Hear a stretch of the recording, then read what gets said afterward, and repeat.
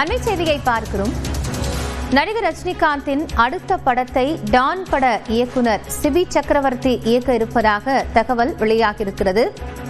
ரஜினியின் 173வது படத்தை ராஜ்கமல் பிலிம்ஸ் நிறுவனம் தயாரிக்க உள்ள நிலையில் அந்த படத்தை தயாரிப்பது யார் என்பது குறித்த ஒரு கேள்வி எழுந்திருந்தது. இந்த நிலையில் இயக்குனர் சிபி சக்கரவர்த்தி ரஜினியின் அடுத்த படத்தை இயக்க இருப்பதாக தகவல் வெளியாகியிருக்கிறது. இவர் டான் படத்தை இயக்கியிருந்தது குறிப்பிடத்தக்கது. கூடுதல் தகவல்களோடு செய்தியாளர் செந்தில் ராஜா இணைந்திருக்கிறார். அவரிடம் பேசலாம்.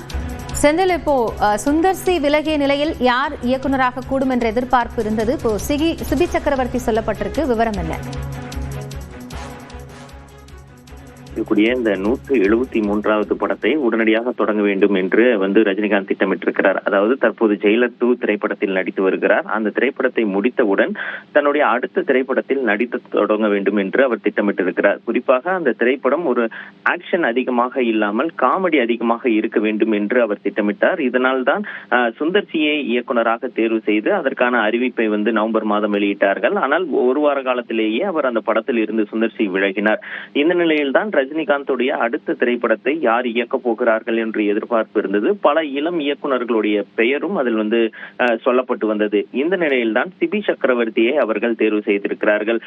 குறிப்பாக சிவகார்த்திகேயன் நடிப்பில் அவர் தன்னுடைய முதல் படத்தை டான் என்ற பெயரில் இயக்கியிருந்தார். அந்த திரைப்படம் 100 கோடி ரூபாய் வசூல் செய்தது உலக அளவில். அப்போதே அவர் பெரிய அளவில் பேசப்பட்டார். அது மட்டும் இல்லாமல் சிபி சக்கரவர்த்தி உள்ளிட்ட படக்குழுவினரையும் நேரில் அழைத்து தன்னுடைய இல்லத்தில் அழைத்து அவர் ரஜினிகாந்த் பாராட்டியிருந்தார்.